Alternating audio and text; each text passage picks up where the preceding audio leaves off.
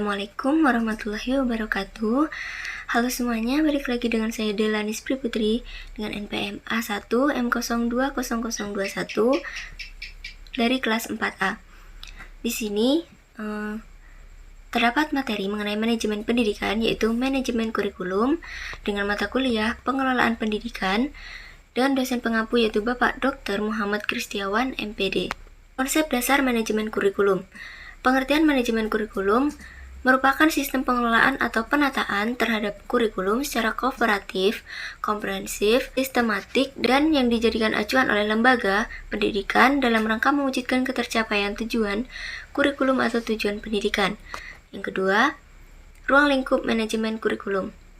Lingkup manajemen kurikulum adalah perencanaan, pengorganisasian, dan pengevaluasian. Yang pertama ada kurikulum tingkat satuan pendidikan atau KTSP. KTSP lebih mengutamakan untuk merealisasikan dan merelevansikan antara kurikulum nasional atau standar kompetensi atau kompetensi dasar dengan kebutuhan daerah dan kondisi sekolah yang bersangkutan. Sehingga kurikulum tersebut merupakan kurikulum yang integritas dengan peserta didik maupun lingkungan di mana sekolah itu berada. Dalam konteks kurikulum tingkat satuan pendidikan atau KTSP dijelaskan secara operasional oleh Lestari tahun 2006 bahwa siklus manajemen pengembangan kurikulum di sekolah terdiri dari 4 tahap, yaitu ada tahap perencanaan, tahap pengembangan, tahap implementasi atau pelaksanaan, dan tahap evaluasi atau penilaian. Yang kedua ada manajemen mutu berbasis sekolah atau MBS. Manajemen peningkatan mutu berbasis sekolah merupakan pendekatan baru dalam pengelolaan pendidikan yang lebih menekankan pada kemandirian dan kreativitas sekolah atau satuan pendidikan. Lalu ada prinsip dan fungsi manajemen kurikulum. Prinsip kurikulum selanjutnya menurut Rusman tahun 2011, prinsip kurikulum yaitu yang pertama, produktivitas. Hasil yang akan diperoleh dalam kegiatan kurikulum merupakan aspek yang harus dipertimbangkan dalam manajemen kurikulum.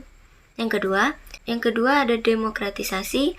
Pelaksanaan manajemen kurikulum harus berasaskan demokrasi yang menempatkan pengelola pelaksana dan subjek didik pada posisi yang seharusnya dalam melaksanakan tugas dan tanggung jawab dalam pencapaian tujuan kurikulum atau pendidikan. Yang ketiga ada kooperatif. Untuk memperoleh hasil yang diharapkan dalam kegiatan manajemen kurikulum, perlu adanya kerjasama yang positif. Yang keempat, ada efektivitas dan efisiensi. Rangkaian kegiatan manajemen kurikulum harus mempertimbangkan efektivitas dan efisien untuk mencapai tujuan sehingga kegiatan dapat membuahkan hasil. Lalu yang kelima ada mengarahkan visi, misi, dan tujuan. Hal-hal yang ditetapkan dalam kurikulum harus dapat memperkuat dan mengarah pada visi, misi, dan tujuan. Lalu ada fungsi manajemen kurikulum. Menurut Rusman, fungsi manajemen kurikulum adalah yang pertama meningkatkan efisiensi pemanfaatan sumber daya kurikulum. Yang kedua, meningkatkan keadilan dan kesempatan pada siswa untuk mencapai hasil yang maksimal. Lalu yang ketiga, meningkatkan relevansi dan efektivitas pembelajaran sesuai dengan kebutuhan peserta didik maupun lingkungan sekitar. Yang keempat, meningkatkan efektivitas kerja guru maupun siswa. Dan yang kelima, meningkatkan partisipasi masyarakat dalam pengembangan kurikulum. Selanjutnya ada komponen kurikulum. Menurut Sanjaya tahun 2009, komponen-komponen yang membentuk sebuah kurikulum adalah sebagai berikut. Yang pertama, tujuan yang ingin dicapai oleh pendidikan. Yang kedua, isi kurikulum. Yang ketiga, metode atau strategi pembelajaran. Dan yang keempat ada evaluasi atau penilaian pembelajaran. Lalu ada perencanaan kurikulum. Pengertian perencanaan kurikulum menurut Rusman 2011 adalah perencanaan kesempatan-kesempatan belajar yang dimaksudkan untuk membina siswa ke arah perubahan tingkah laku yang diinginkan dan menilai sampai mana perubahan-perubahan yang telah terjadi pada diri siswa. Yang kedua, perumusan tujuan kurikulum. Menurut Rusman tahun 2011, terdapat 3 sumber yang mendasari perumusan tujuan kurikulum, yaitu sebagai berikut. Yang pertama ada sumber empiris, berkaitan dengan tuntutan kehidupan masa kini yang dapat menjadi sumber informasi dan berperan sebagai landasan dikembangkannya. Yang kedua, sumber filosofis. Sumber ini menjadi acuan dalam mencari jawaban tentang apa yang harus dilakukan sehingga pendidikan dapat sehingga pendidikan dapat menjembatani keberhasilan para siswa. Yang ketiga, ada sumber bahan pembelajaran. Sumber ini merupakan sumber yang umum digunakan dalam merumuskan aim, goal, dan objektifis dalam kurikulum sekolah, tepatnya pelibatan ahli disiplin ilmu dan merumuskan tujuan. Yang ketiga adalah landasan perencanaan kurikulum. Menurut Rusman, tahun 2011, landasan di dalam perencanaan kurikulum adalah sebagai berikut, yaitu ada kekuatan sosial, perlakuan pengetahuan, dan juga pertumbuhan dan perkembangan manusia. Model implementasi kurikulum. Miller dan Seller tahun 1985 menggolongkan model implementasi kurikulum menjadi 3 bagian, yaitu yang pertama ada The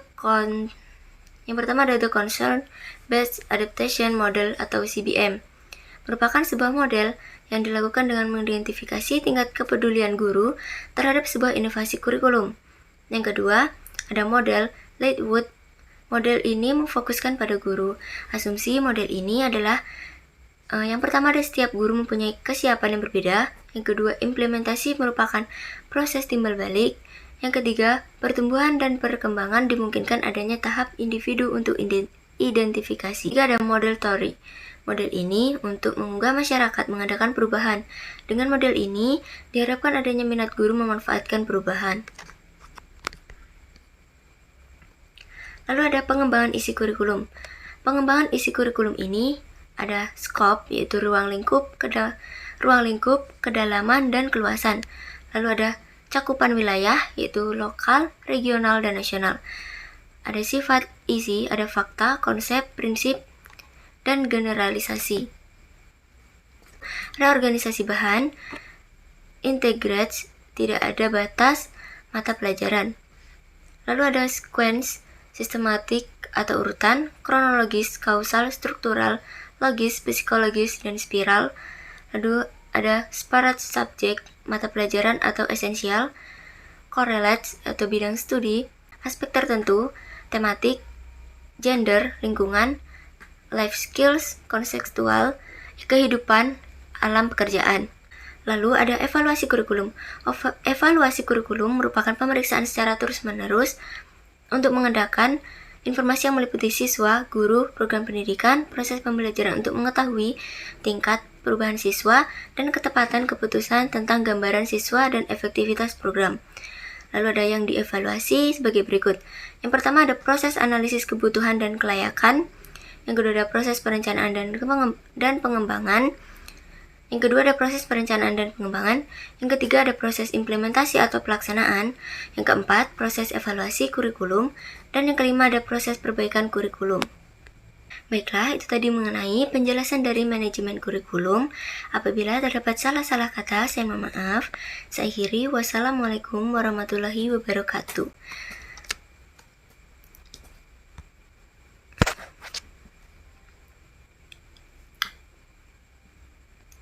Baiklah, itu tadi mengenai materi dari manajemen pendidikan, yaitu manajemen kurikulum. Apabila terdapat salah-salah kata, saya mohon maaf.